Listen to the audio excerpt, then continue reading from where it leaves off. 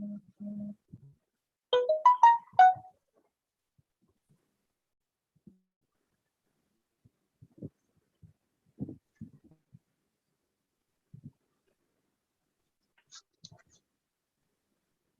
evening, Jailal sir. Good evening, sir. Namaste. Welcome, sir. Good evening. Good evening. Jailal, Good evening. sir. Sir. Good evening. Good evening, sir. Good evening, Hemant. Hemant Bora from Assam is joining. Very good. Good. Welcome. Welcome. Thank you, sir. Thank you. Thank you. Thank you.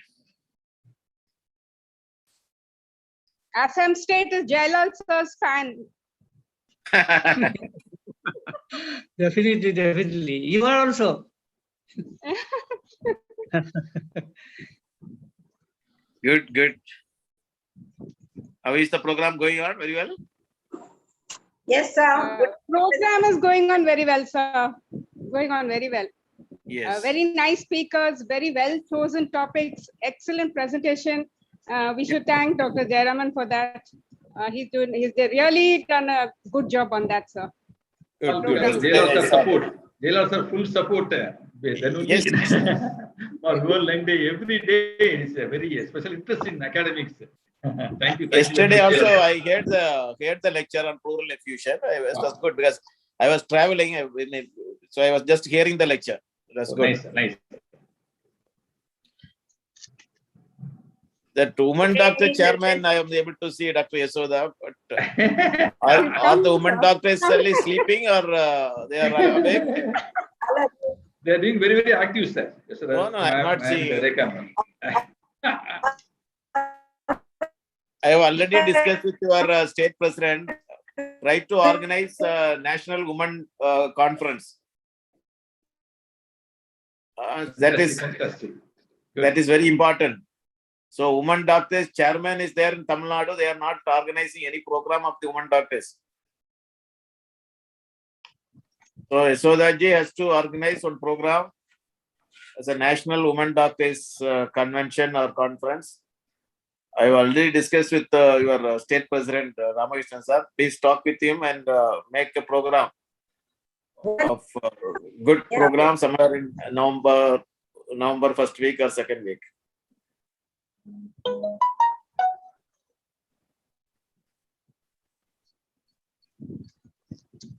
Definitely we'll do, sir, with your guidance. I don't want assurance in words. I must see the things in action. Yes, sir, we'll do it. Definitely, I was talking. Dr. Kavita is little not well now, as she's not. I will do it, sir.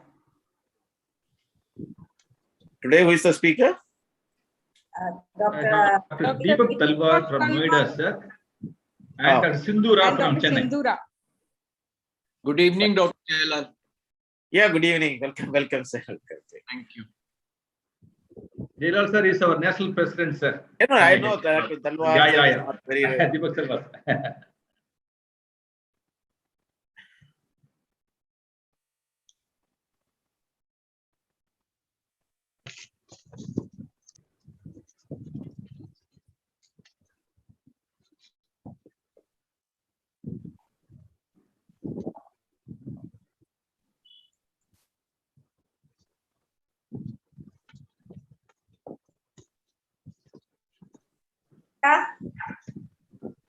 Sir is there? Rebecca?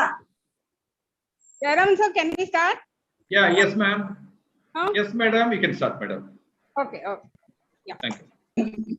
So good evening to one and all, and welcome to fourth day of the week-long World Lung Day commemorative webinar.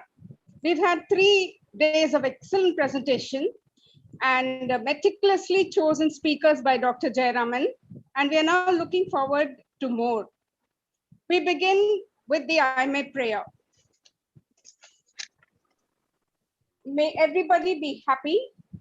May everybody be healthy. May everybody be free from pain. May everybody be free from sorrow. May we be the healing cure beyond every greed and lure. I now request our National President, Dr. J. Jailal, to address the gathering. Thank you. I just want to compliment you all for your wonderful program which you are doing. I think World Lung Day, the celebration which has been now conceived and implemented very well by Dr. Jayaraman, Dr. Rega, and entire CGP team, Dr. Soda, Dr. Anbarasu. So I must congratulate you all for your wonderful organization. The speakers were well chosen. I think the topics were well discussed. I think this is one of the good show because now it has been available in our national website also. So even after some time, the people can listen to the lectures which has been delivered. So this is a good beginning from IMA College. I'm so happy that you are bringing out this commemorative, the final day. I think it is in the 7 to 8, and that day also I try to join. I just want to appreciate your good efforts, and let us see to that maximum people are getting benefit out of this. So all the best for the program. Continue. Thank you. Thank you, sir. Thank you so much, sir, for your kind words. I request all of you to mute your mics. You can post questions in the chat box. We are live on Facebook, Twitter, and YouTube. Those of you who do not have the Zoom app, those of your friends who do not have the Zoom app, they can join in any of these. The proceedings are excellent and very, very family physician friendly. So please disseminate the message to all your friends and ask them to join and benefit out of these webinars. Thank you so much, and over to Dr. Jayaraman. Thank you, ma'am. Good evening, respected National President, Dr. J. Jailal, sir, J. Srilay, sir, and the IMA College of General Practitioner, Yasuda, ma'am, Rekha, ma'am, and other leaders of our IMA and the delegates, guest speakers of the day. Good evening to all. Welcome to this IMA webinar to commemorate World Lung Day. The World Lung Day every year, as per the recommendation of a World Health Organization, we are doing it on 25th September. So I thank Jailal sir for this wonderful, generous 1 week webinar. You conduct each and every disease, you spread across the nation. I thank you very much, Jailal sir, for this wonderful opportunity platform created for us as a pulmonologist point of view. So definitely we create the awareness about the lung health to entire nation, sir. Thank you very much, sir. So you all know very well, every health days they have a theme. So this year, World Lung Day theme is care for your lungs. Under this, say no to tobacco. It's very, very important. And get your vaccinations. Breathe clean air. Take regular physical activity. These 4 sub-themes are very, very important protection for the care of our lungs. So with this, we have continuously doing the webinar for the past 3 days. Today is a very important disease we are going to discuss is the interstitial lung disease. So we have 2 eminent speakers. The first speaker is going to speak on diagnosis of interstitial lung disease, Dr. Deepak Talwar, MD-DM. And second speaker will be speaking on treatment of ILD, Dr. Sindhura, MD, FCCP from Chennai. May I request Dr. Deepak Talwar, sir. Deepak Talwar, sir, is Senior Consultant, Chairman, Metro Center for Respiratory Diseases, Noida. He is invited faculty of national, international, all the conferences of BronchoCon and SleepCon and AppCon, all the ERS, American Thoracic Society, all the conferences. He is one of the main faculty, star speaker of our pulmonology programs. A lot of publications. He is one of the governing council member of the Indian Chest Society. And recently, last week also, I attended the webinar by the Chest Council of India and Indian Chest Society. A lot of conferences attended. He is a well orator and academician, very scientific manner. He dealt with all the diseases. So I request Dr. Deepak Talwar to present this presentation on diagnosis of interstitial lung disease. Over to Dr. Deepak, sir. I'll stop sharing this. Thank you very much. Thank you, sir. Welcome. I'm the outset thank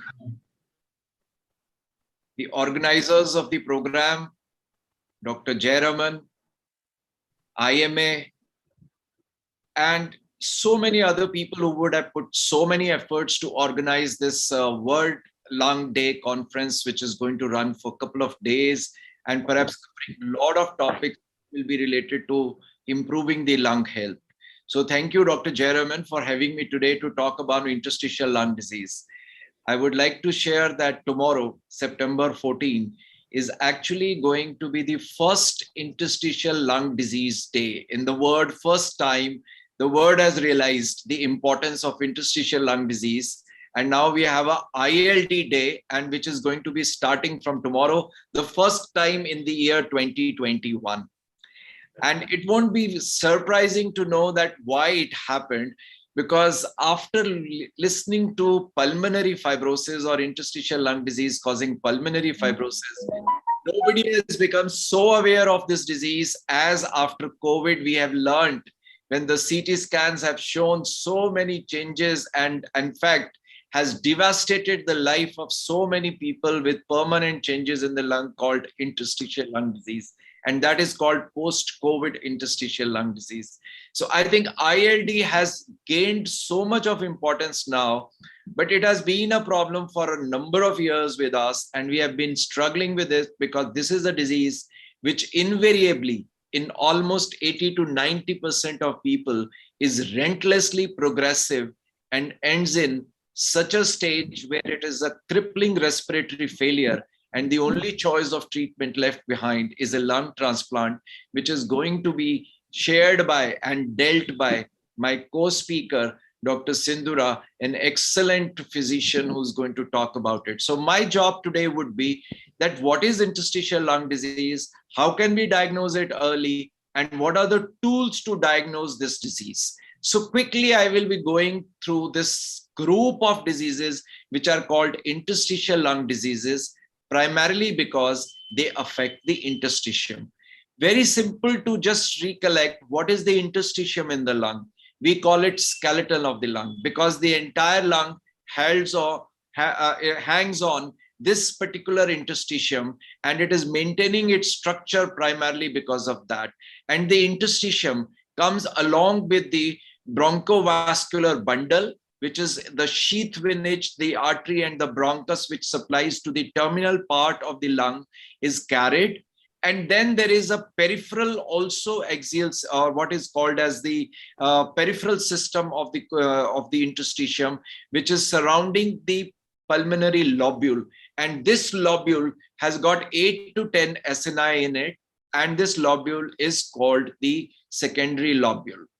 So there are primary lobules which contain multiple secondary lobules, and then you have in one lobule, you have so many acini in it, and the interstitium is being carried along the bronchovascular bundle as well as in the periphery from the pleura, and it goes as an interlobular septae as well as intralobular septae. So the CT scan, the HRCT is trying to depict the same. You can see a number of secondary lobules, you can see a primary lobule, and you can see multiple acini in them. And since the interstitium is thickened, because this is a picture of a patient with a chronic heart failure, you can clearly identify the various things which are being shown anatomically. So you can realize how closely anatomical relationships of what the acina as well as the lobule looks like surrounded by the interstitium. On a CT scan, you can see it here. So you can see that it is a disease which primarily affects the interstitium, is characterized by constellation of clinical, radiological, as well as pathological findings. So it will be very difficult to say that this is a one disease, but very clear to understand that this interstitium is getting exposed to air as well as blood. So number of things which can be carried through air or blood can affect this interstitium and lead to development of interstitial lung diseases. This is a classification which is the most recent one. It is a little complicated one, but I will make it easier for you to understand that interstitial lung diseases can either have a known causes or unknown causes. Known causes are like drugs, connective tissue disorders, pneumoconiosis like coal workers pneumoconiosis, asbestosis, silicosis, and very important component is antigens which are present in the air and cause a disease which is called hypersensitivity pneumonitis, which is also an interstitial lung disease. We have some interstitial lung diseases which are called by granulomatous disorders, particularly like sarcoidosis, or many miscellaneous disorders, which are some of them are congenital or hereditary linked.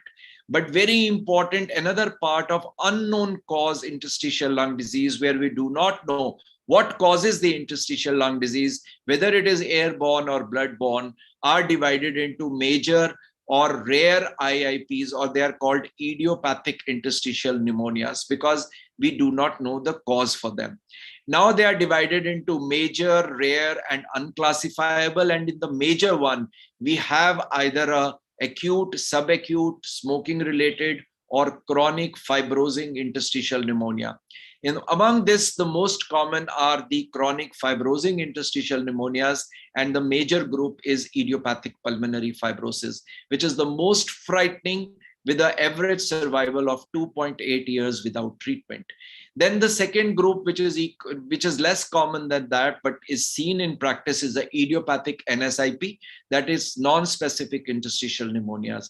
Smoking related are RBILDs and DIPs. Acute is AIP and COP. These two terms, acute interstitial pneumonia and an organizing pneumonia, which is cryptogenic, are two names which are very frequently used in the last 1.5 years with COVID-19, because we know that COVID-19 presents as an acute interstitial pneumonia, but it is not idiopathic. It is the cause known, and it is a viral infection related. And as it over the period of time gets organized, it is converted into what is called as organizing pneumonia. However, this is also not COP, because it is not idiopathic. It has an underlying disease which is viral in etiology and is causing it, and there are many other viral diseases which causes it. So in this idiopathic variety, all these diseases needs to be of known origin. So if you have a viral origin, you do not club them into that, and they are of the ILDs of perhaps what is known as known causes, and viral infections are one of them. We know SARS, we know MERS, we know that COVID-19, all of them have similar presentations. When they present with an acute IEP, go through organizing pneumonia, and then leave behind a scarring in the lung or a lot of fibrosis in the lung, which has been called, but very much debated now, because this is of course an interstitial lung abnormalities. They are interstitial lung abnormalities, but whether they will behave like ILD, whether they will progress the way the other ILDs progress, this is yet to be seen. But by and large, what we are looking at is most of it, 90% and above, is reversible and is mostly reverts back to normal almost in 1 year time. And we have already seen the response of those patients who got this disease in last 1 year, recovering almost to 90 to 95% in their 12-month follow-ups. So I'm going to talk about clinical diagnosis, radiological diagnosis, what kind of lung functions and pulmonary function tests are done, and how to achieve the diagnosis. And that is the MDD, not only to look at the diagnosis of ILD, but also to the etiology. So you have seen that the ILD can be caused by nearly 300 agents or 300 causative agents which can cause it. And they are all grouped into a different varieties. So it's a big basket in which number of diseases causing or affecting the interstitium is put together as an interstitial lung disease, because they have similar clinical features, they have similar radiological features, and they have similar pathological features. Of course, they have differential features also, which puts them into separate baskets, and that I'll come to later. But first job of me today to address this august gathering of IMA is how to diagnose ILD and how to diagnose it early, and what is the role of radiology, the lung functions, as well as the other tests like bronchoscopy, biopsies, which are need to be done. The important message which I want to convey is that the diagnosis of ILD is delayed worldwide. Not only it is an Indian phenomena, it is seen worldwide.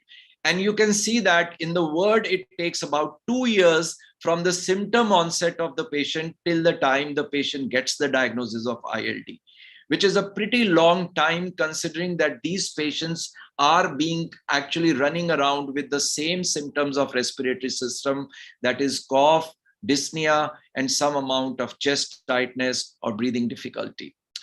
But in India, what we have peculiar, we have published this in the Blue Journal, that we take twice the time which the world over takes in picking up the diagnosis of ILD. So what it means is we take about 4 years to achieve the diagnosis of ILD. And by the time we get the diagnosis, the lung functions are down to less than 60%, putting the patients at moderate disease, where perhaps the time to change the course of the disease is too delayed. So we pick up the disease late, and by the time we pick up, it is advanced.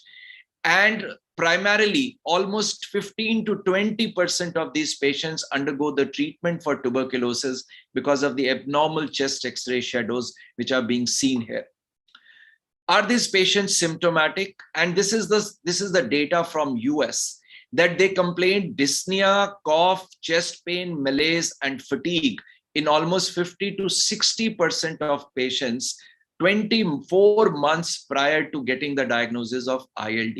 And in the meantime, they get treated with antibiotics, inhaled medications, prednisolone, and sadly, in this 2 years, patients even get oxygen therapy because their oxygen level falls down, which is the hallmark of advanced interstitial lung disease. So these patients are symptomatic and they escape our vision. So what we need to do is suspect the diagnosis of ILD early. How do we do that?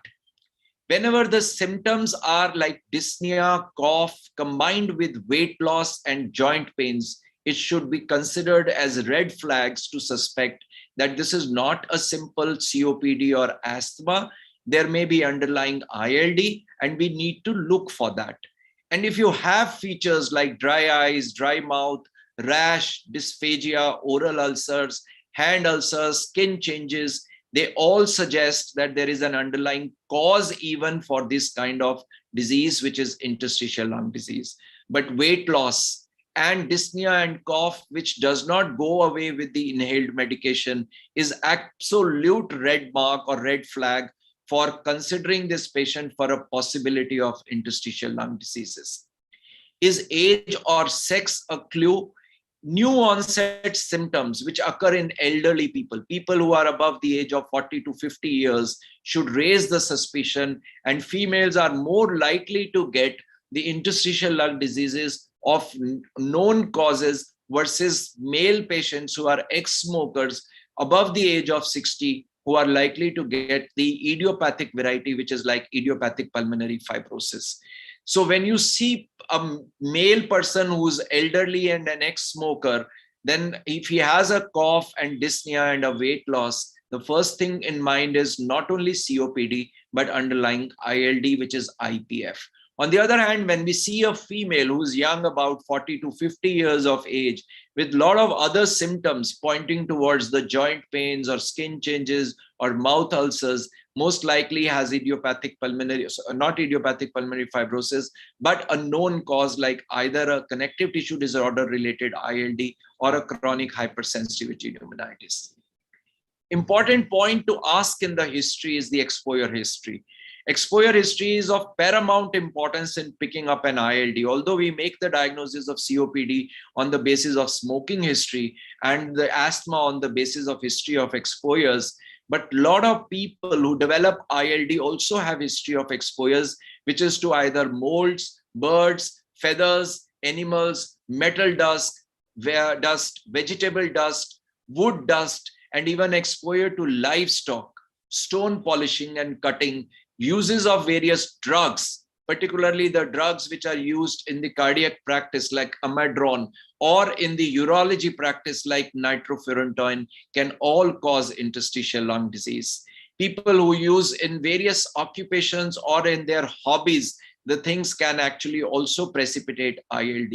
They have different names for them: farmer's lung, mushroom worker's lung, tuberosis, cheese worker's lung, woodworker's lung, hot tub lung, swimming pool lung, silk production lung, chemical worker's lung, pigeon breeder's lung, feather duvet lung. All these fanciful names have been given to one particular huge variety of what is called as exposure-related interstitial lung disease, and hence the importance of it is very common. But if you look at the data, the registry of ILD India, almost 50% of ILD patients belong to this group, which is exposure related. So what it means is, for a pulmonologist, when we see an ILD case, the first most likely subtype or etiology is exposure related, and we have to go in great depth into the history of picking up what kind of exposure is causing this kind of a disease in the patient. Then we have general examination involving skin, hands, eyes, and joints. Multiple things are the pointers towards the underlying ILDs. And as a practitioner, internist, a general practitioner, you see all these things so often in your practice. They are all basically telltale signs of perhaps underlying ILD.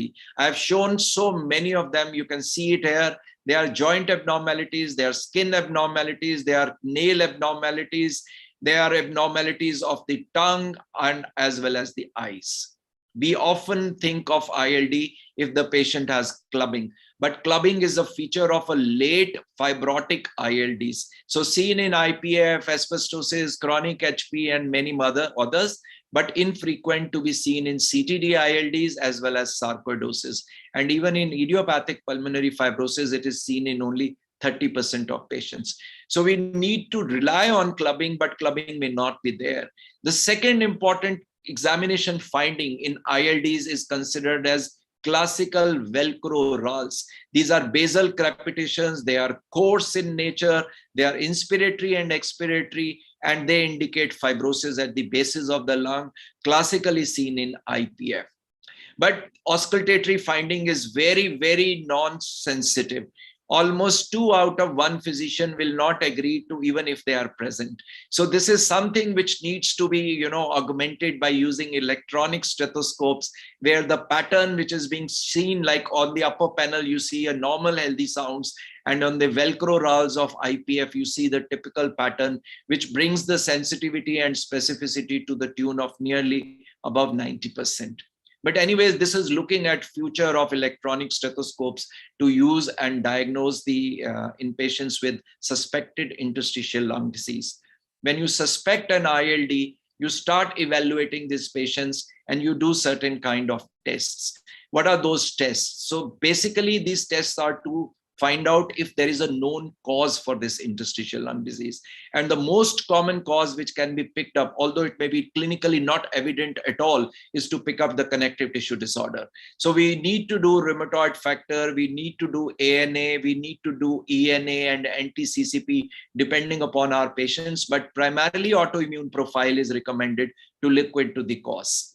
Picking up the diagnosis of ILD requires radiology, and we most commonly do the chest X-ray.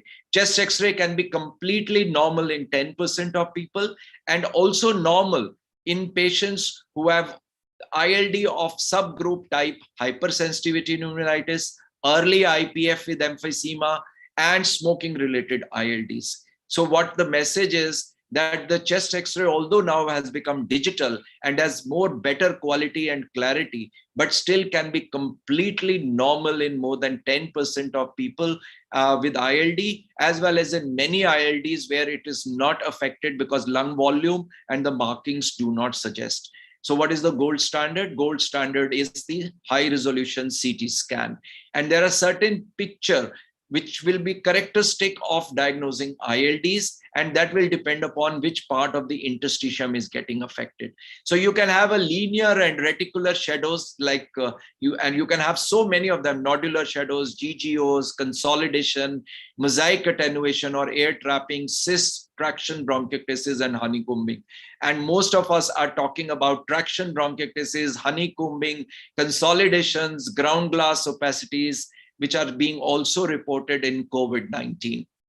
So these kind of opacities are all showing which part of the interstitium. So that's why I showed you the initial picture of the interstitium of the lung. So linear and reticular shadows are the fine shadows which are going across the interstitium, and these are the line shadows created by the interlobular and intralobular septae.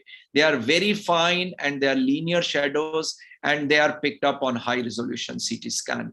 You can have nodular shadows, end-on reticular shadows, or end-on shadows where the interstitium is thickened and forms nodules, can lead to formation of nodular shadows as a characteristic feature of an ILD like this, what you are seeing here, and a very characteristically seen in patients with sarcoidosis ILD as well as HP ILD.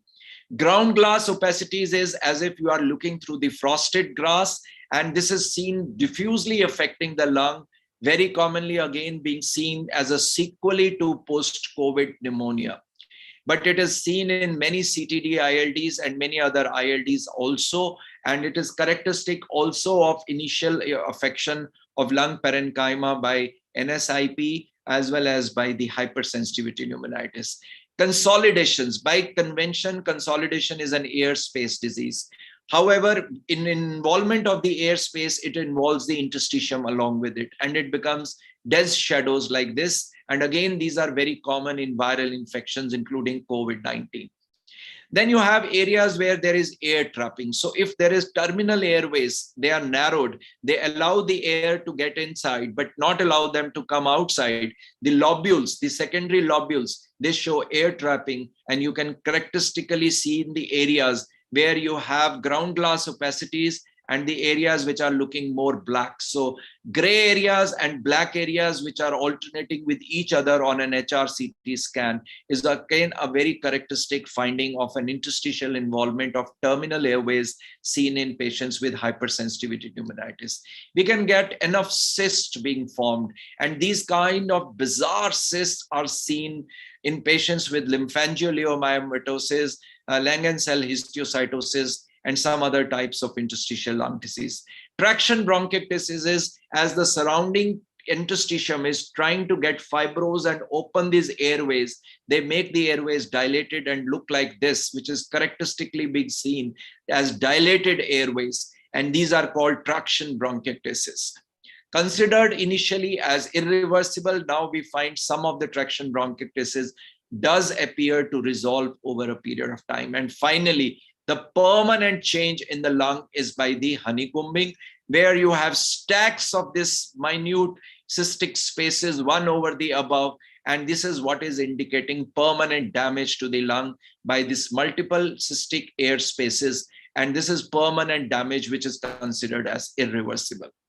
Once you are able to identify these findings on the CT scan, the next job is to look at it where they're located. Are they located in the periphery? And if they are located in the periphery, like in these two pictures, you will see the extreme periphery is spared, which is seen in NSIP, and extreme periphery is involved, which is called UIP, that is usual interstitial pneumonia. Sometimes they are paired anteriorly and posteriorly, classically seen in patients who have got CTD ILD, and sometimes they are upper lobe more commonly involved, like vis-a-vis lower lobe, which is seen in patients with hypersensitivity of sarcoidosis or sarcoidosis. However, lower lobes only are very frequently involved in patients with IPF, which is showing the UIPF pattern. So once this all job is done, the radiologist needs to put them whether it is UIP, probable UIP, indeterminate, or alternate diagnosis.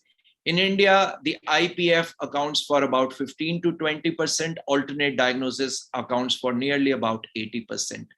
And UIP pattern is a confirmed honeycombing.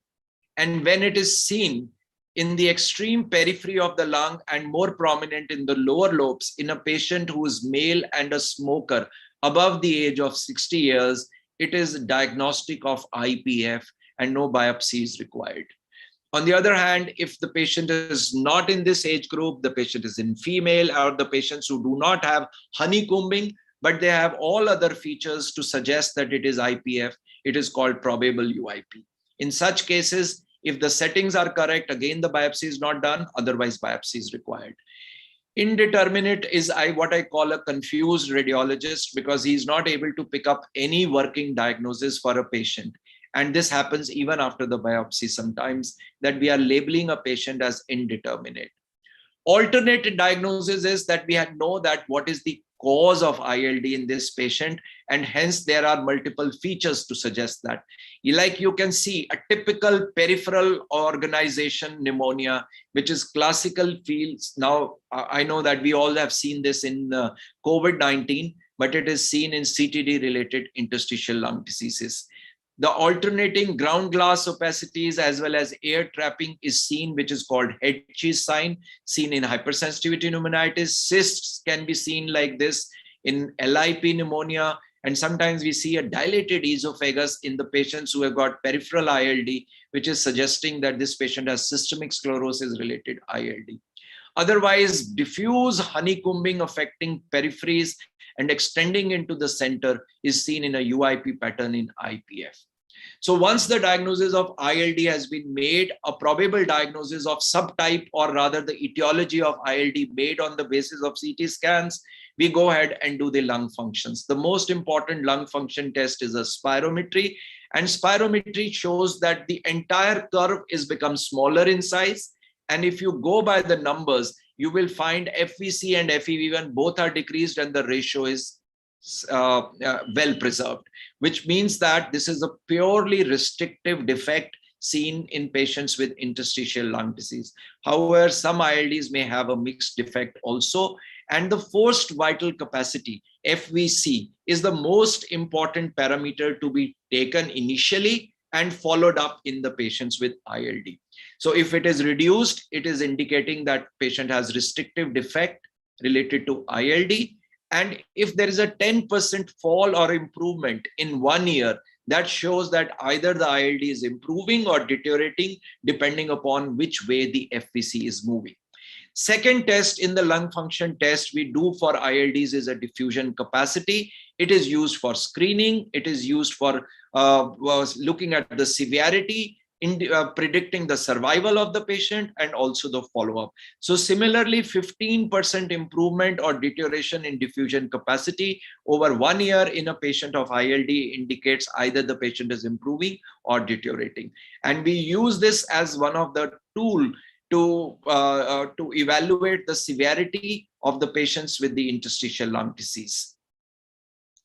The third lung function test or the lung function assessment we do for the patients of the ILD is to look at their exercise endurance, because most common symptom is dyspnea on exertion. So 6-minute walk test is the simplest test which is done by making the patient walk on a corridor which is 30 meters in length, and the number of meters they covered in 6 minutes is considered as a 6-minute walk test. It is supplemental with oximetry, and you see the lowest saturation which goes on walk, as well as for those patients who gave the lower the value of saturation at the end of the test. This is the test perhaps which has come most in the entire country, and as well as the patients have come to know of it, because this is the test which was again recommended for patients of COVID-19 pneumonia, that when they desaturate, they need to report immediately for admission, because this is significant finding that in 6-minute walk test, the patient saturation goes below 94%. You need to again show 30 meters improvement or deterioration in 6-minute walk test to look at it whether the patient is improving or deteriorated. Finally, when you have all the clinical history, the physical findings, the radiological tests, and the functional assessments, you come to a pattern of HRCT and divide it into either an IPF or a non-IPF disease. In the non-IPF disease, if you are able to make the diagnosis of sarcoid ILD, CTD ILD, hypersensitivity pneumonitis, or pneumoconiosis related ILD, it is fine.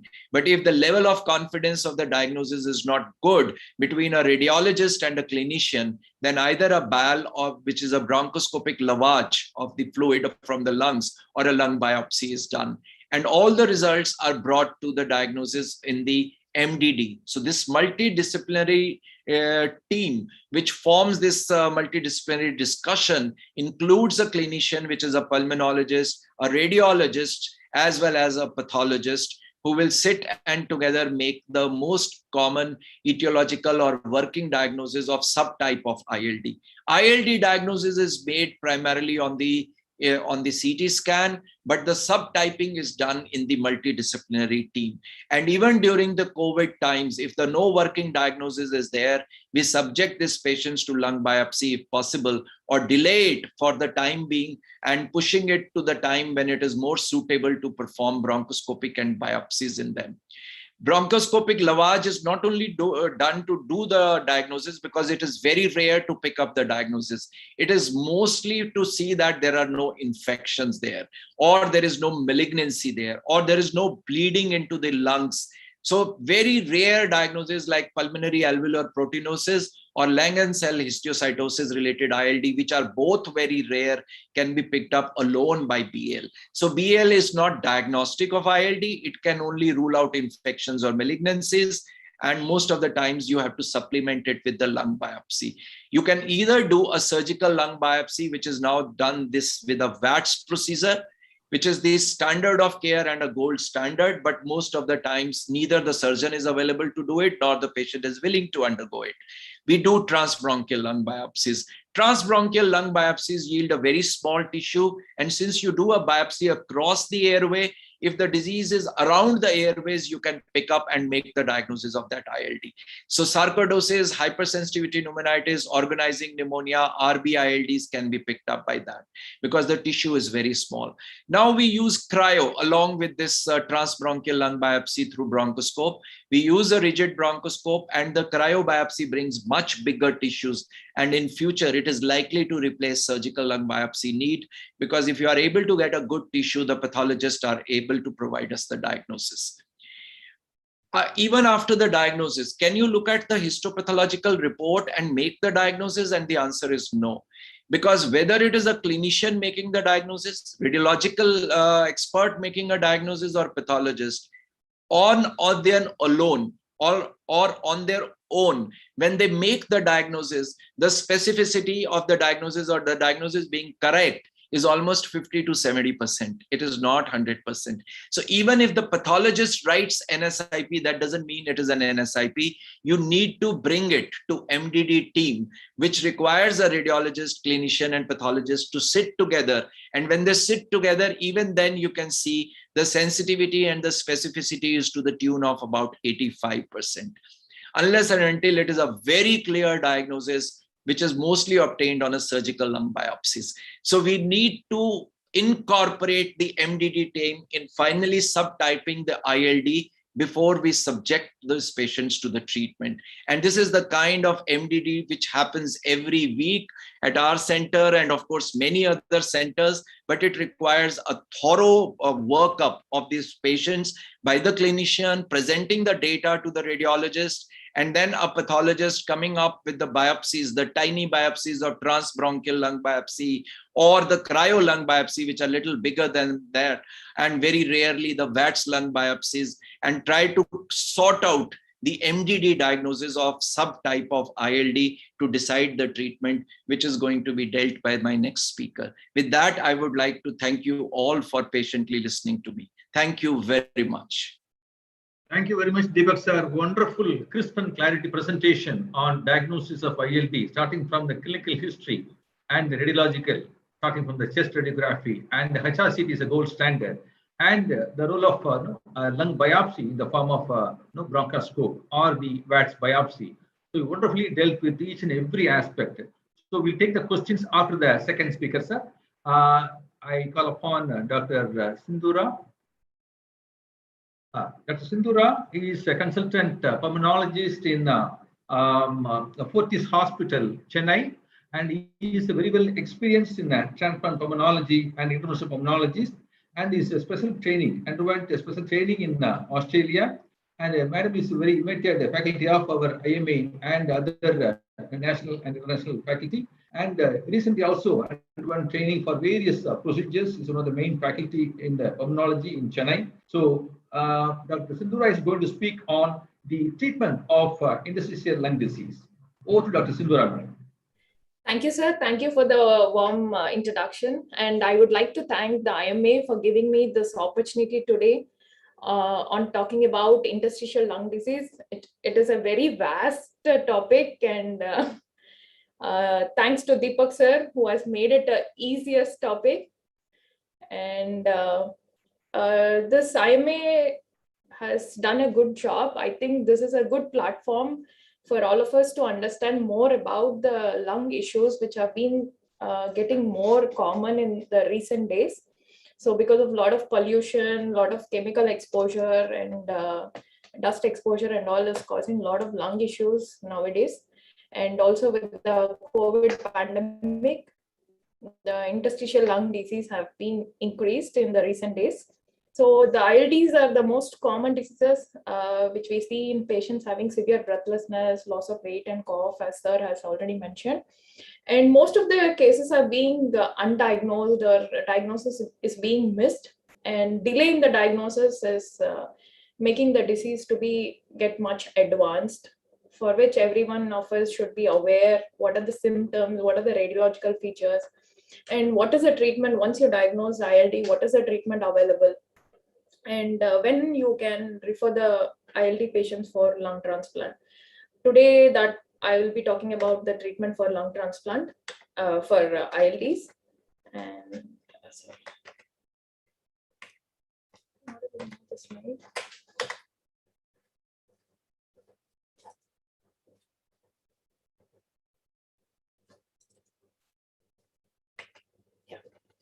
So coming to the definition first, I would just go with the clinical features also for each of the disease, and I will deal with the treatment for each of the disease separately. And ILD is a heterogeneous collection of multiple hundreds of lung disorders. Everything come under a common word called ILD, that is interstitial lung disease.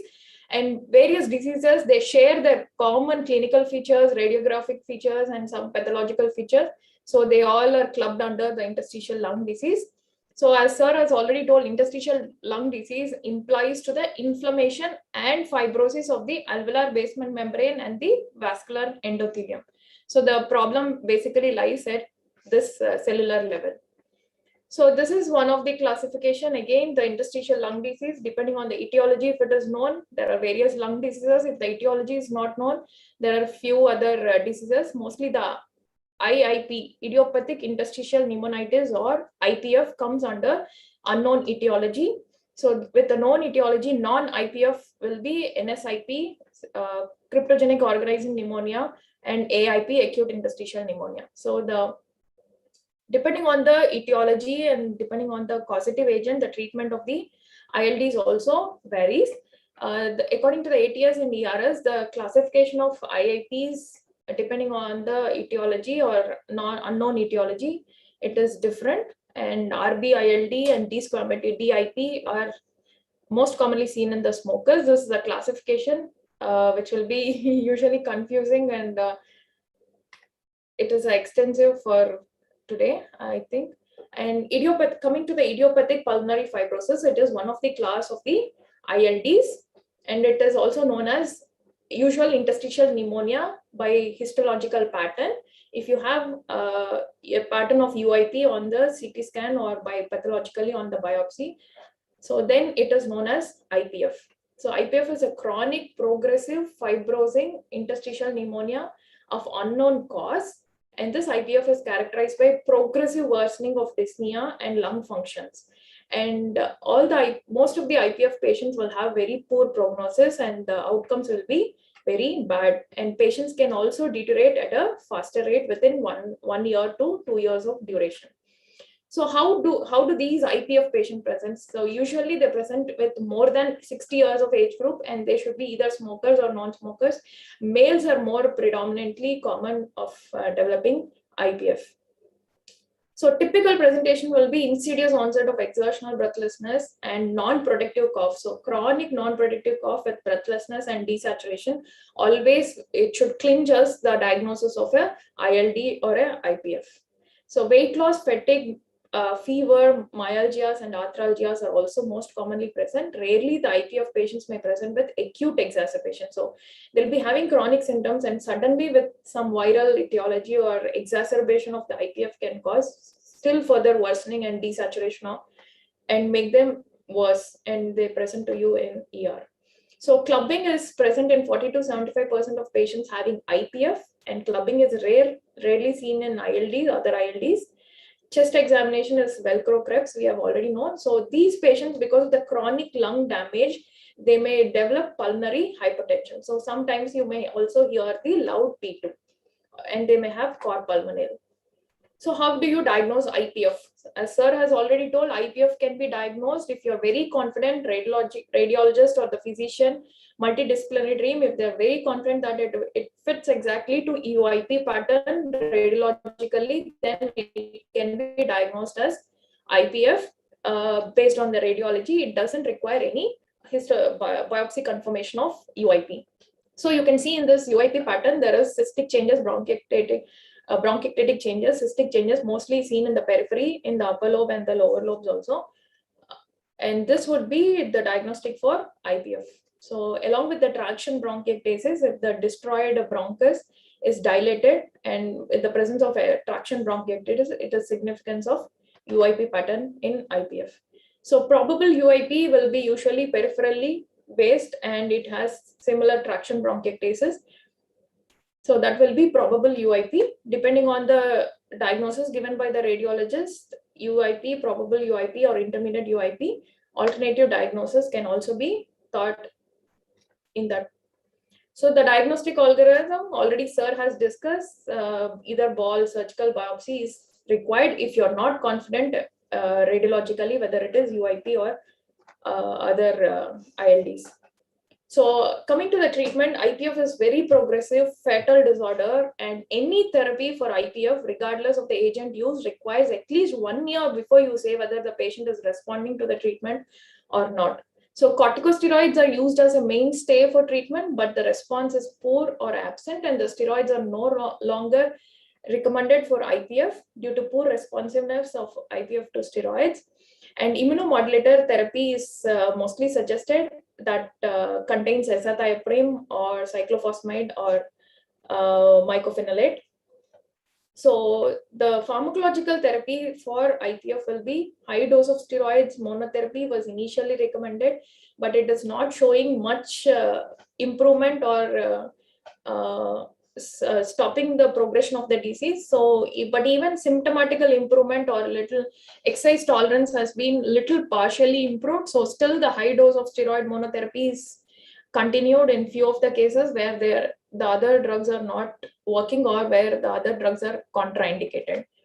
The next commonly suggested regimen or the dual drug regimen is steroids with immunomodulator therapy like cyclophosphamide.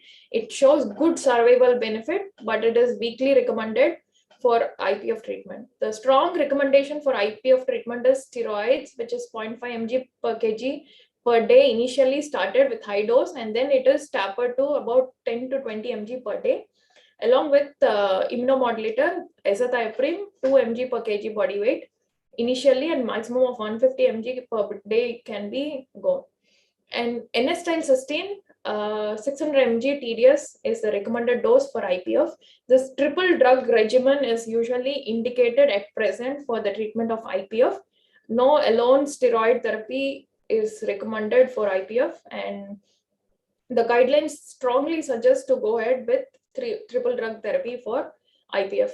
So acetylcysteine monotherapy is also not recommended, or interferon is also not recommended, and tumor necrosis factor alpha is also not recommended. They're all weakly recommended. If there is any contraindication that you're not able to use steroids or steroid-induced gastritis, anything, in such cases, these alternative therapies are also available, but maximum effect is with good survivable benefit and exercise tolerance is improved with the triple drug regimen. So coming to the non-pharmacological, so there are a few questions whether IPF patients should be treated with anticoagulants. Definitely IPF patients with chronic lung damage, they usually have pulmonary hypertension. So such patients should be definitely started on anticoagulants, and it should be continued for lifelong.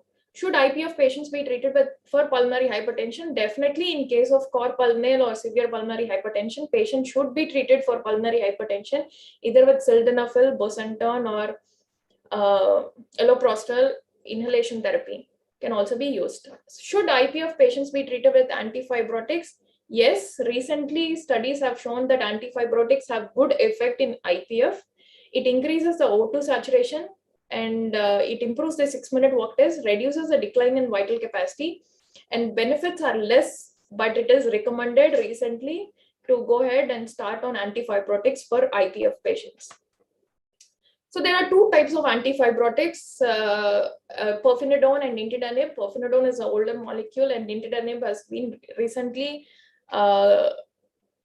introduced into Indian market after the COVID, post-COVID fibrosis, which has been most commonly used, nintedanib. So these pirfenidone is a tumor transforming growth factor beta inhibitor, whereas nintedanib is a tyrokinase inhibitor. It has triple inhibitor effect, and this impulse therapy and capacity trials, there are different trials that have been done for nintedanib and pirfenidone in various ILDs and even post-COVID lung fibrosis also. Nintedanib has shown good improvement in the lung function.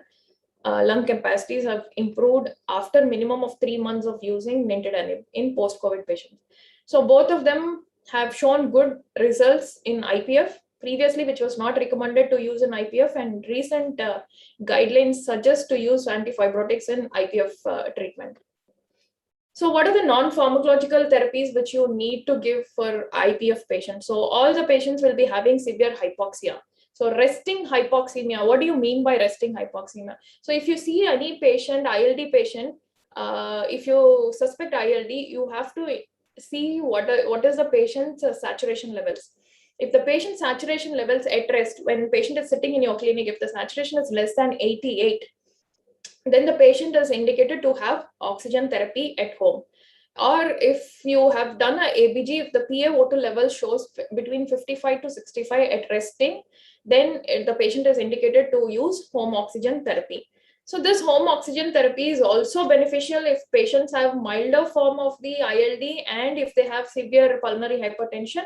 This oxygen supplementation can also reduce the pulmonary vascular resistance to a larger extent and improve the quality of life, and symptomatic relief can also be achieved in case of pulmonary hypertension and mild ILD cases.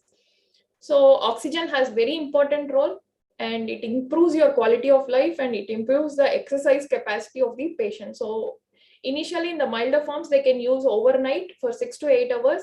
When it is severe and resting hypoxemia is seen in the ILD patients when the advanced disease, so a minimum of 14 to 16 hours per day, they have to use the oxygen. If the patient is severely affected with ILD and the patient is not able to maintain saturation, he should be on continuous oxygen therapy. So should the IPF patients undergo lung transplant? Yes, definitely. After trying all the pharmacological, non-pharmacological therapies and oxygen supplementation, even then patient is not doing well.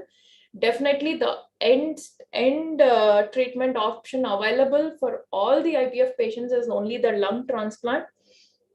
So if the patient doesn't go for transplant, what happens for IPF patients? So about more than 50% of risk of death is seen in IPF patients within the first 2 years after diagnosing the IPF. If lung transplant is not done, the patient may die. So 50% of the patients may die within the first 2 years. So the only option available for them to survive for much more time is only the lung transplant.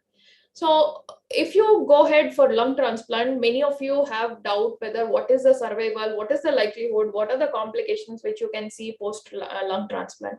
So more than 80% of the IPF patients, if they are taken early or if they are taken at the acute, when they're diagnosed with a chronic lung issue, without going into any organ failure or anything. So at the proper time, if the patient is referred for the lung transplant, then the likelihood of patient surviving for 90 days, 80% of the patients can survive for at least 90 days after transplant. So in case of 5-year post-transplant survival, when we see it will be almost 50 to 56% can have 5-year post-transplant survival. Good outcomes can be seen, and if the patient is referred at the earliest. So when you see ILD patient, you should see a lot of points when to refer the patient. So referring the patient to a pulmonologist or a transplant physician is different, completely different from the timing of listing the patient for the lung transplant. So what is the timing of referral? So when you can refer the patient to the pulmonologist or a transplant physician for a transplant, to make your patient aware about transplant is indications when you first initially diagnose the patient having ILD or IPF, UIP pattern, histologically or by biopsy, if you confirm it, biopsy or radiologically, if you confirm the UIP or IPF, it is better you refer the patient to the pulmonologist, or you better refer the patient to a transplant physician. Make sure whether the patient is fit for transplant, or the patient, whether the patient is apt to get transplant, register for transplant immediately, or whether patient can wait for a little time before he gets himself listed onto the transplant list. So, and you have to see the FVC, you have to do a pulmonary function test. If the FVC is less than 80%, you have to refer the patient. If the diffusion lung capacities are very low, that is less than 40%, then you have to refer the patient for a workup for transplant. And if there is a decline in FVC of 10% within 6 months, so when you follow up the patient within 6 months, if there is a rapid decline in FVC and patient desaturates, and patient 6-minute walk test also desaturates, patient is not able to walk for more than 250 meters, then the patient is apt to be referred to the transplant center. Or if patient is on oxygen supplementation also, then you have to refer the patient for further investigations. So what is the timing of listing? When you can force him to go for a transplant? Now, when can you list him for the transplant is if the FVC is more than 10% during the last 6 months follow-up. If it declines by 10%, then you have to list him immediately. If the DLCO is more than 15% during the last 6 months of the follow-up, then he has to be listed. If the desaturation is less than 88 at resting, if the 6-minute walk test patient is not able to walk more than 250 meters in 6 minutes, then patient has to be listed for transplant. If the patient was walking 300 meters in 6 months ago and now patient is doing only 200 meters, if there is a rapid deterioration in the exercise tolerance and all, the patient has to be listed for transplant. In 2D echo, in advanced IPF, if there is severe pulmonary hypertension also, it is, even though the patient is maintaining saturation, it is high time you have to refer the patient for transplant. Hospitalization because of respiratory decline, pneumothorax, or acute exacerbation. If you see a lot of exacerbations or complications among the severe ILD patients, then it is a high time you have to go ahead and get the transplant done. So this is my favorite thing. In chronic lung disease patients, there is a timeline. So how much time you can wait? Initially, when you diagnose the patient having a ILD or IPF, the lung disease, when it is diagnosed, it is the pre-trial time where the patients may anytime get deteriorated. Even they have an exacerbation, they can get worse, or even their disease progresses rapidly also, they land up into advanced lung disease. So advanced lung disease, after a few months, the patient may develop into chronic respiratory failure, either type 1 respiratory failure, or sometimes they may be still further advanced and they may be into type 2 respiratory failure. And once the CO2 retention starts in ILD patients, it is very difficult for them to at least wait till they get an organ on the transplant list. So before they become very advanced on chronic respiratory failure, it is suggestible to refer the patients for the lung transplant workup. That is called as a transplant window period. That is where the listing can be done and patient can be worked up for the transplant, and patient can be listed during the transplant window time. Once the transplant window is being crossed, patient starts developing type 2 respiratory failure or CO2 retention, or patient starts having some pneumothorax, or patient starts having frequent exacerbations and patient may requiring mechanical ventilation. That stage is where the patient cannot be pushed further for the lung transplant and patient has to be delisted with so advanced disease where the outcomes will be very worse, and maybe patient requires bridging for transplant like ECMO and all may be also required, which will be very expensive, and the outcomes will be obviously the worst. So at that advanced stage, there is no point in taking the patient for the lung transplant. So refer the patient at the earliest when you once diagnose the IPF or ILD, and then the workup will be going on. When the patient is apt for the transplant, then they can take the patient for the listing or into the transplant window. So timing of referral impacts a lot on the lung transplantation later. So the sicker the patient, while he is referred for the transplant, needing bridging more frequently, that is, patient may require ECMO, patient may be on ventilator before he gets an organ. So this will be very expensive. It increases the cost of the transplant and the waiting period for the transplant. The frailty of the patient, poor rehabilitation capacities will give again bad outcomes for the lung transplantation.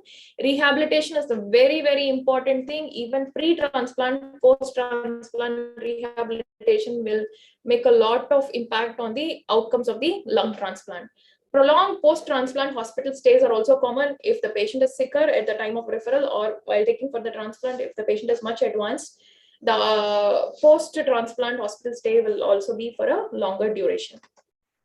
So should IPF patients with respiratory failure be kept on mechanical ventilator? It's definitely almost 96% poor outcomes. Mortality rate is very, very high in severe IPF patients if they are kept on ventilator for at the end stage. So it is not recommended to go on mechanical ventilator. Should IPF patients receive pulmonary rehabilitation? Yes, definitely.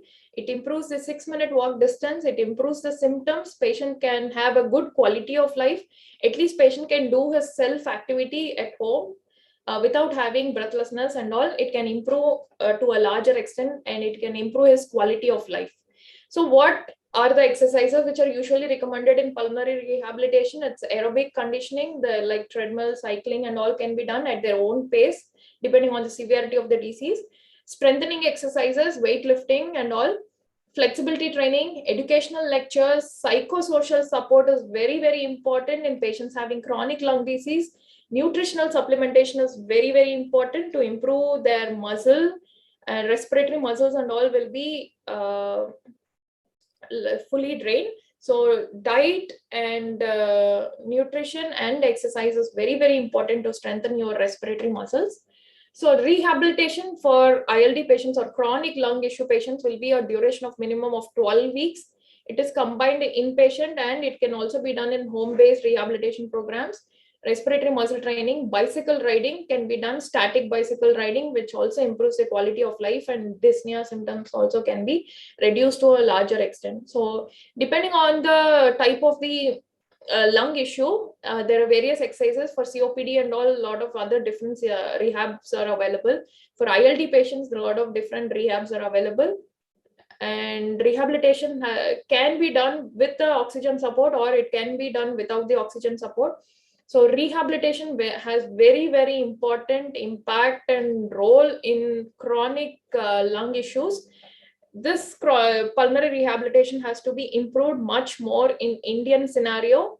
So it is very, very common in the abroad in Western countries, but it has to be followed in Indian countries, which will be very, very helpful for all the chronic lung issue patients. So coming to what are the complications and comorbidities that you can see in IPF patients when you are treating. So when you're treating the patient, there may be episodes of acute exacerbation and IPF. So suddenly they'll have severe breathlessness, cough is increased and they're not able to walk. They desaturate still further, even with 10 liters O2. Previously they were taking 5 liters. Now with 10 liters O2 also they might be not able to maintain the saturation. So it is called as an exacerbation of IPF. So they showed increase in lesions in the CT scan, worsening of symptoms, and previously diagnosed IPF, no evidence of pulmonary infection. The sputum and all should not be there. There should not be new consolidation on the CT scan. So it is known as acute exacerbation. The treatment is IV steroids, pulse steroids can be given along with cyclosporine and anticoagulants. So pulmonary hypertension in IPF is treated with sildenafil, bosentan or epoprostenol. Inhalation therapies, nebulization is available along with anticoagulants. So definitely anticoagulant should be given in patients, ILD patients with PH. So one of the most common thing which is left untreated in IPF patients is GRD. Even the patients having symptoms of GRD or asymptomatic for GRD should be treated for GRD because aspiration of the gastric contents, when the acidity is more, when the patient aspirates the gastric contents, it can lead to pneumonitis. This pneumonitis can cause chronic airway inflammation. Persistent microaspirations of the gastric contents in the night when the patient lies down flat can cause chronic airway inflammation and finally leads to fibrosis of the lung. So the worsening fibrosis which is already present in the lung can be much worsened because of the GRD, which has to be treated definitely in patients with IPF. So what is a palliative care available? Worsening of symptoms, difficult to treat, not willing for lung transplant, then patients has to be continued on corticosteroids, thalidomide, and opioids are the last choice which you can give as a palliative care. So you have to always monitor the clinical course of the disease. When you want to increase the medications or when you want to reduce the medications, make sure you follow up all the clinical course of the disease, whether the dyspnea is progressive or whether the dyspnea is static, whether the DLCO lung functioning is improved or whether it is still further declined.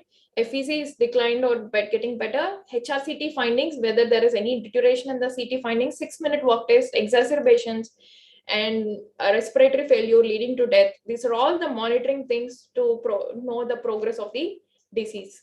So coming to NSIP, NSIP is again of two types, idiopathic and non-idiopathic. If you have a CTD ILDs, it comes under non-idiopathic NSIP. So coming to these NSIP patients, most commonly seen in middle-aged people, it usually presents with subacute presentation. It is not acute in 1 month, 2 months duration, or it is not chronic for 2-3 years duration. It will be around 6 months to 1 year duration. Most commonly seen in women, middle-aged, CTD-related ILDs. Cough and dyspnea will be the main symptom, and serological positivity of ANA, ANCA, RA factor, anti-CCP, rheumatoid arthritis, anything if it is diagnosed, then you can correlate with the ILD, CTD ILD. So this NSIP non-idiopathic is of two types, cellular and fibrotic. Depending on the CT findings and biopsy findings, you can classify it as cellular or fibrotic. So these are the CTs of this NSIP, where there is a little bit of subpleural sparing, but most of it will be in the subpleural based.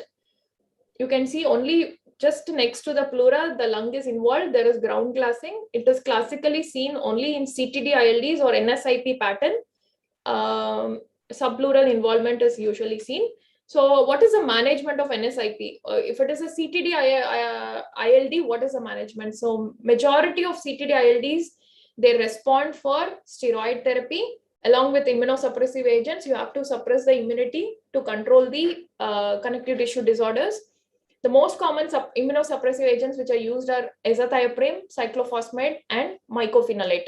Maximum of 1500 mg of mycophenolate can be used. It can be split as 750 BD dose. So definitely, CTD ILDs, steroid and immunosuppressive drugs are the choice of treatment. So initially we start with one steroid and one immunosuppressive agent. If the disease is progressing and not under control, if you still feel the ILD is progressing, then you can start the second immunosuppressive agent. Azathioprine plus MMF you can give. Once if still the disease is progressing, you can give pulse therapies of cyclophosphamide once a month.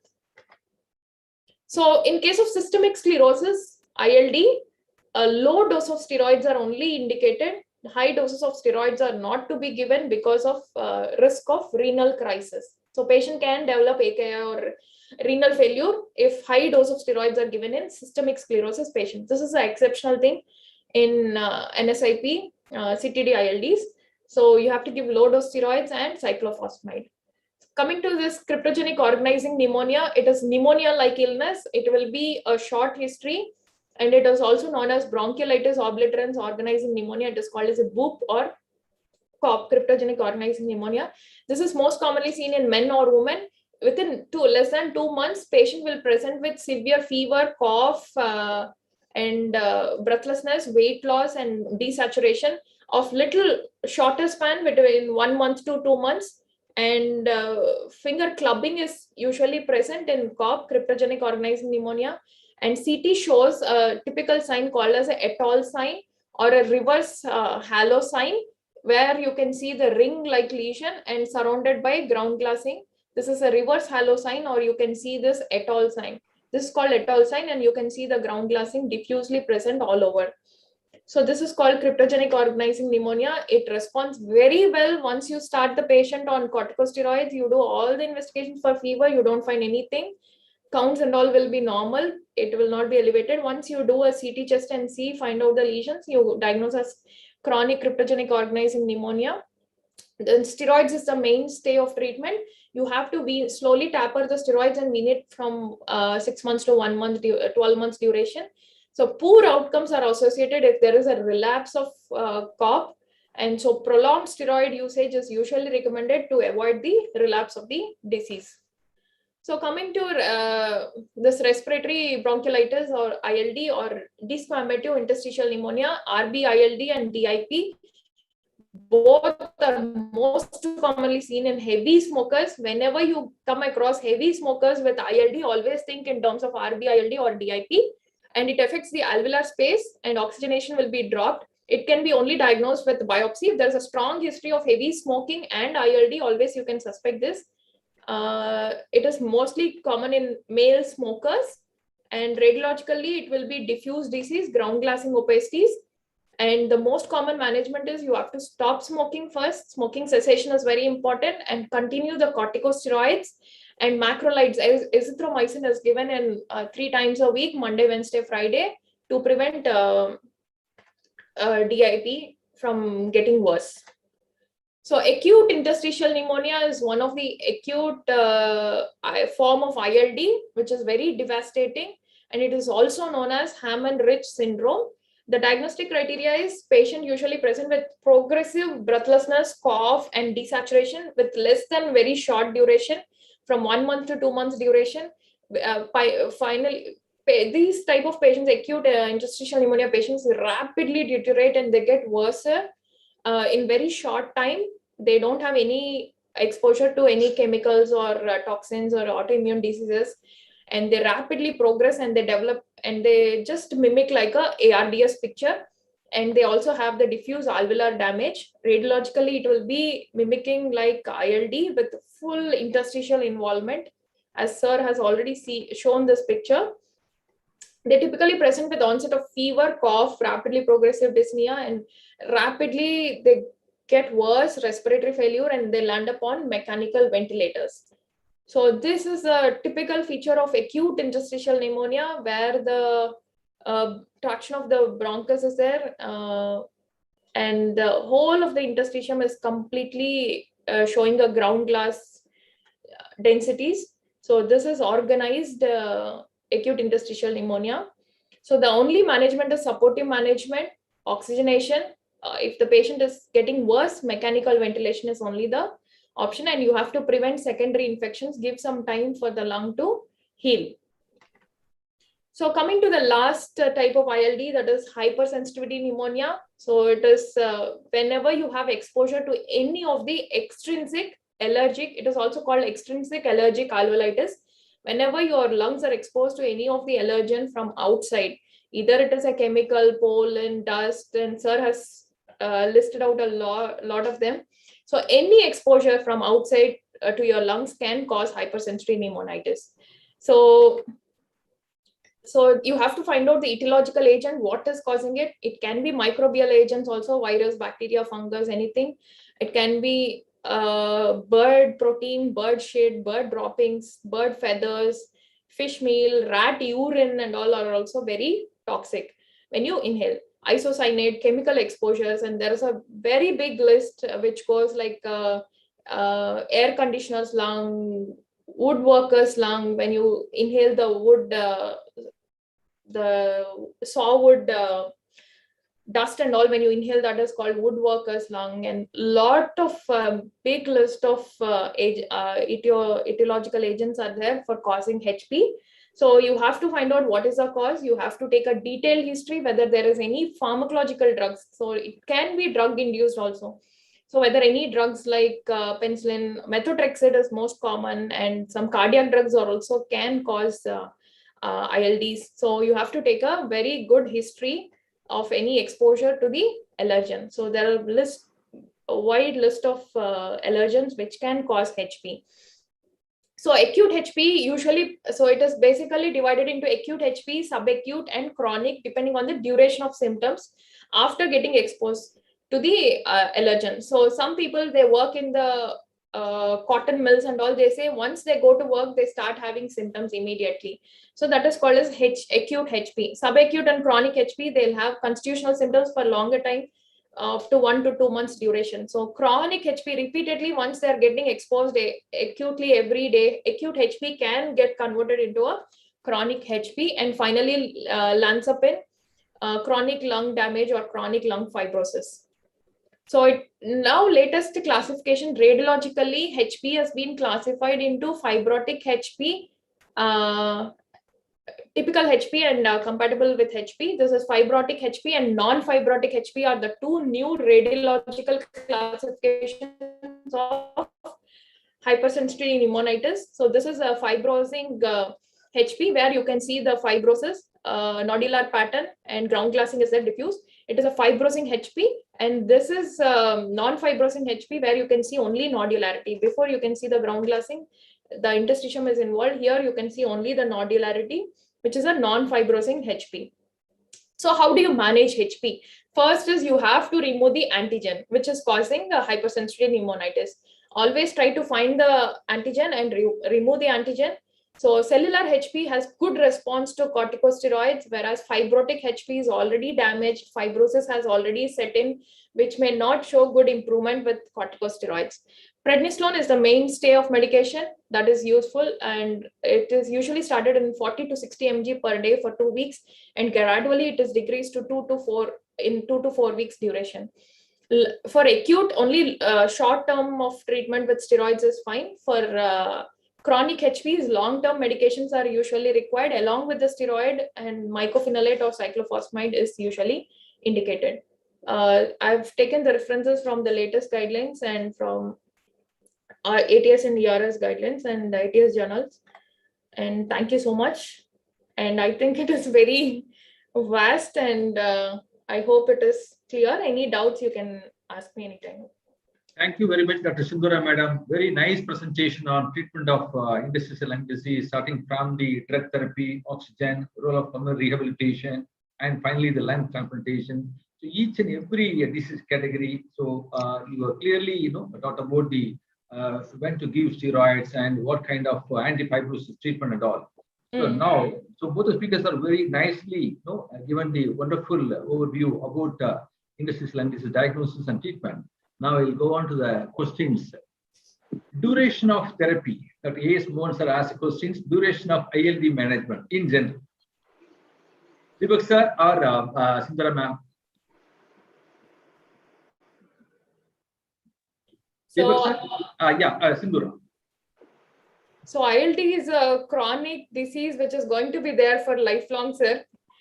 So once you start treating, either depending on the progress of the symptoms and all, either you should get down on the treatment regimen or you should increase the immunosuppressants or steroid dose. So it all depends clinically when you monitor the patient day to day in the clinical practice. Okay. Dr. Sundarmurthy sir asking a question. Is ILD common in female than male? Any reason? Deepak sir? So it's not that there is a sex predilection for ILD, but subtype of ILD has a predilection. So as I said that if you have a CTD ILDs, then they are more common in females.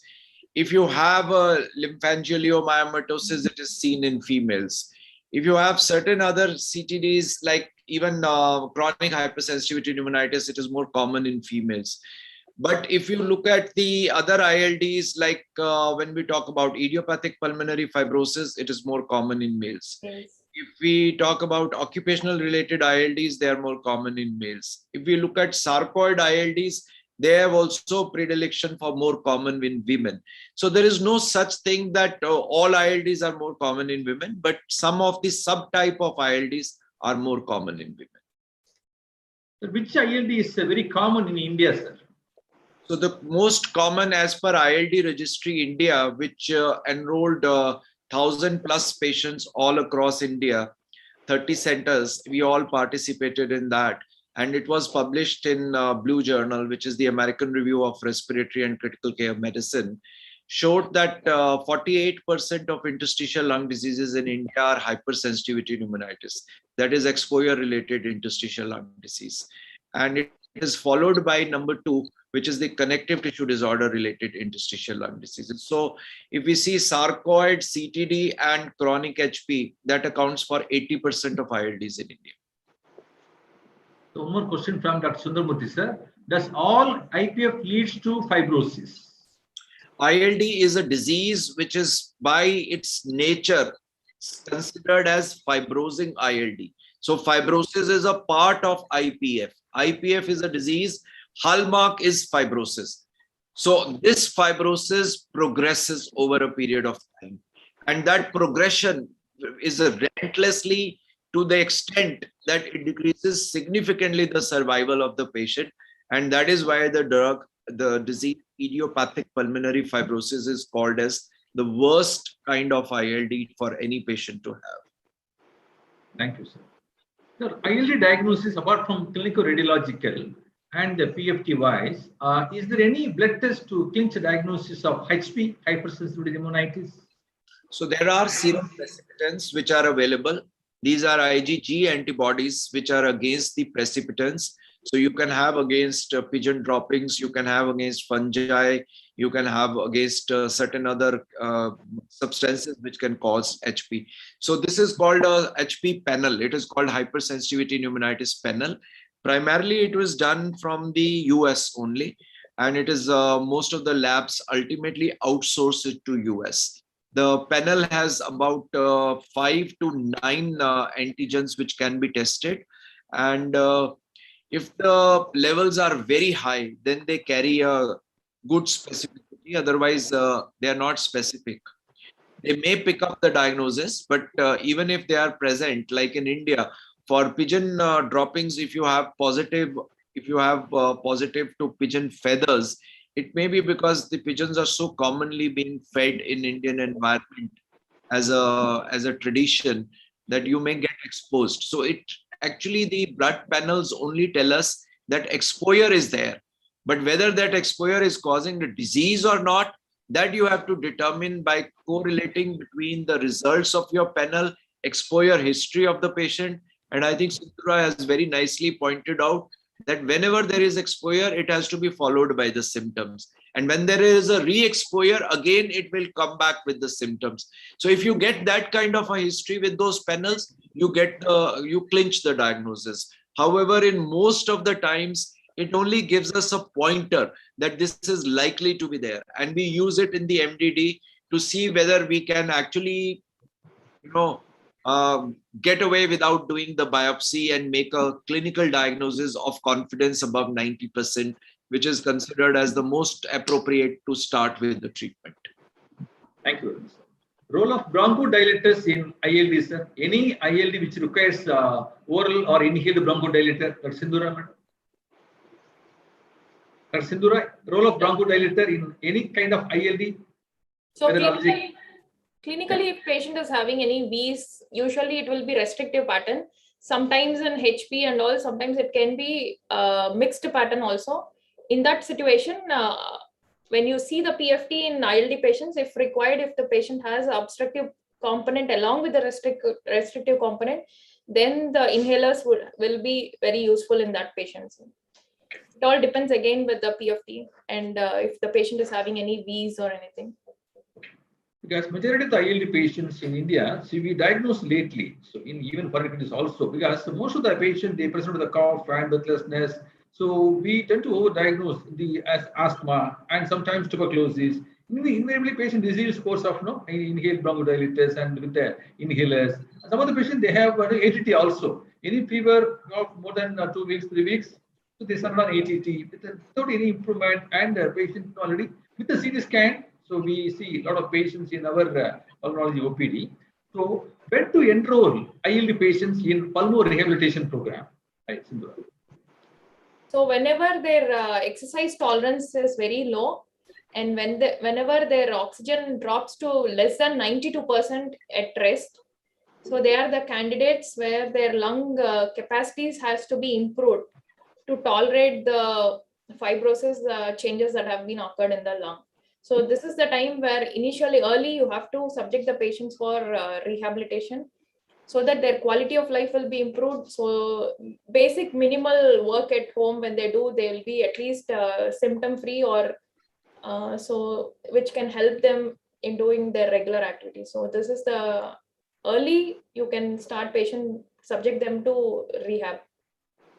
Yeah, so I think that's very good point. Early, what she has said is that these patients have dyspnea, and dyspnea can be improved with the medication, but it cannot be completely taken care of. So any patient who has dyspnea and interstitial lung disease, irrespective of their lung functions, irrespective of their baseline oximetry, they should all be actually sent to rehabilitation program. And these rehabilitation programs don't stop them at 3 months. Actually, it is a constant process which has to go on, because most of the diseases are progressive and they're not going to get better actually. And if they feel better, it will be for short period of time. They will relapse back with their symptoms. So they need to continue it for lifetime. I think pulmonary rehabilitation is lifetime bundled for patients with the ILD, fibrosis ILDs, who have reached a point where, you know, that these patients will not be able to lead a normal life. So they need to be sticking to that for the rest of their life or till the time, and even when they go for transplant and post-transplant. Very important pre and post transplant. Okay, I request both the speakers that Deepak sir, give me a final take-home message. Diagnosis of ILD.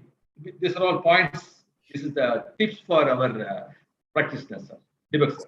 I think it's very good for me to summarize and give a key message that see, when we see in our general practice, these patients have same symptoms, cough and dyspnea. These are the symptoms of COPD and asthma. And we misdiagnose at that point of time. So the important pointers are that if the patient is complaining of these symptoms, we are giving them nebulizers, inhalers, whatever it is. If the response is super good, we know that it is most likely asthma.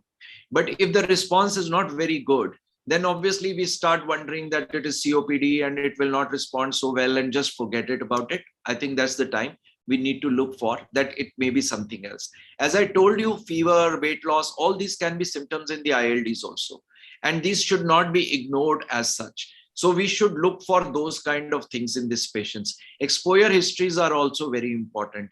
And if you make them walk in your OPD and their saturation falls by more than 4%, even if it's 98% at rest, and if it falls by more than 4%, that means that there is something very significant in a way that the oxygen is not being carried by the lungs. And you should start suspecting at that point of time. So inadequate response to treatment, desaturation on walking, clinical signs, which I said, you know, which are involving joints, skin, eyes, and other oral cavities and things like that.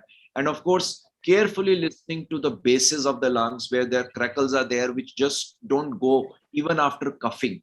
And of course, if clubbing is there, and you need to consider all this together. On the other hand, there will be a group of patients who are already diagnosed as CTD. You have patient with systemic sclerosis or rheumatoid arthritis, which is being taken care of by rheumatologists and general physicians alike. But these patients, the moment they start complaining of their cough and breathlessness, they need to be screened by HRCT scan. And it is also seen that even diagnosed cases of CTD who have ILD, there is a delay in the diagnosis of again 2 years at the minimum 2 years before they are able to diagnose, even under the care of rheumatologist. So their symptoms are ignored. So what I'm trying to say is that listen to their chest and listen to their symptoms, and then I think take the clue that if things are not going the right way, it is most likely not the right diagnosis, and establish the diagnosis. Thank you very much, sir. Thank you, sir. Sindhura ma'am, take a message points from treatment aspect. For any ILDs, basically clinical symptoms and history is very, very important, sir. So patient comes with any joint pain associated with breathlessness and all, you should always think in terms of CTD, as already sir has told. So history is very, very important. Any exposure to the allergens and all, you have to find out in case of HP and all. So not all breathlessness can be treated as COPD and asthma, definitely. And with good clinical history and good history of exposure to anything else, so you can clinch the diagnosis. And if you think in terms of ILD and all, you should start the treatment at the earliest to at least to stop the disease from getting progressed or getting worse.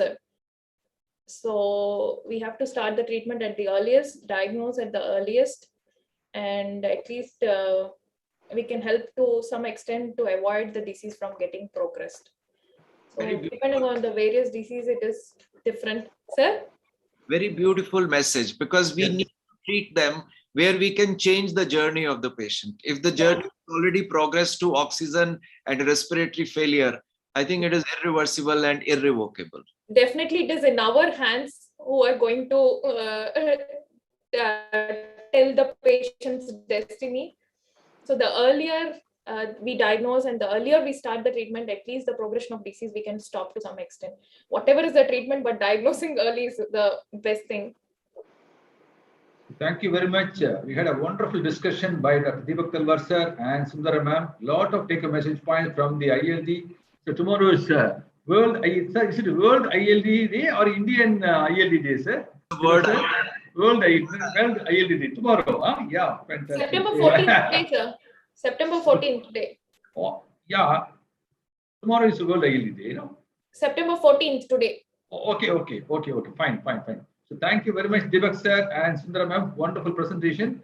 On behalf of IMA headquarters and College of General Practices, I thank you very much. Wonderful discussion. Thank you. We'll see you in future meetings. Thank you very much. Sir. So, Thank you so much for the opportunity. yeah. Thank you. So Thank we you, have, Deepak sir. Thank you. You are a wonderful co-speaker with me today. Thank you. No, very sir, fantastic. it is Awesome. Enjoyed it. it is my pleasure, and I was very tensed and scared to be a co-speaker with you. Very nice. You are the Very- most senior pulmonologist. You have done a wonderful job. So thank Thank you you, very much, sir. both the speakers, for this IMA platform. Wonderful. So we have tomorrow very interesting program. So Wednesday, sleep disorder breathing. We have two eminent speakers, Dr. Chandrasekhar from Bangalore and Dr. P. Arjun from Trivandrum is going to speak on the obstructive sleep apnea overview and Indian perspective. Arjun is going to speak on treatment of obstructive sleep apnea. I request everyone to join tomorrow 8 p.m. So thank you very much. Over to Rekha ma'am for a vote of thanks.